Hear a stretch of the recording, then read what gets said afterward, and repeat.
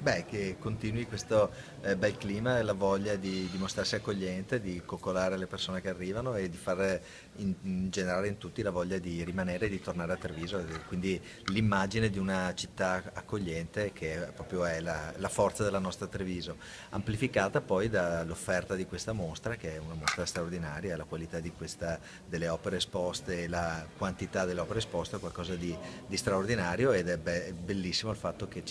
vengano celebrati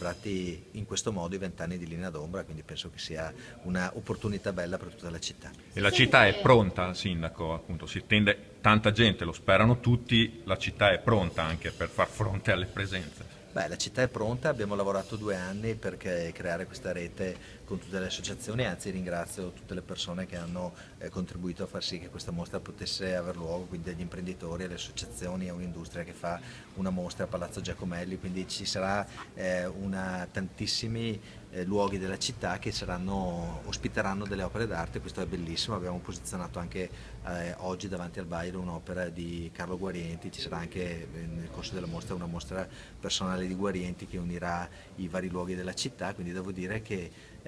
la città sicuramente sarà pronta, sarà all'altezza di questa sfida e coglierà anche l'aspetto di sfida economica che una mostra di questo tipo porta, perché è innegabile che grazie a mostre così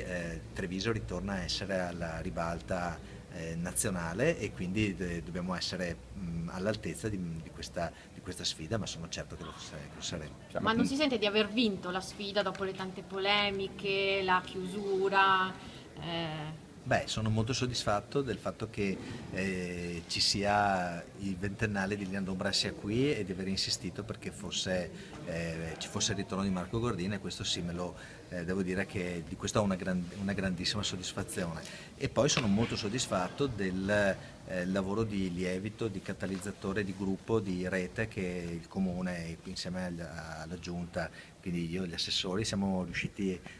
a fare, quindi siamo pronti per cogliere questa sfida che penso che porti veramente una bella luce nella nostra città. non si ripeteranno le scene di visitatori alla mostra che la domenica escono e trovano tutto chiuso, faticano ad andare a pranzo, non trovano il negozio aperto, eccetera. Diciamo che le dichiarazioni e le esperienze sono fatte, le esperienze diventano esperienze quando le migliori, no? Quindi ho sentito in molti che si battevano il petto per magari aver non colto l'opportunità 20 anni fa e avergliela riproposta e aver vinto la sfida di riproporgliela li ha anche riempiti di voglia di fare, quindi io tutte le persone che ho sentito, tutte le categorie, tutti i ristoratori, gli esercenti sono pronti a cogliere questa sfida di città accogliente, quindi c'è anche l'orgoglio di essere una città accogliente, una città pronta a coccolare le persone che verranno, quindi sono certo che tutto il sistema Treviso vincerà questa sfida.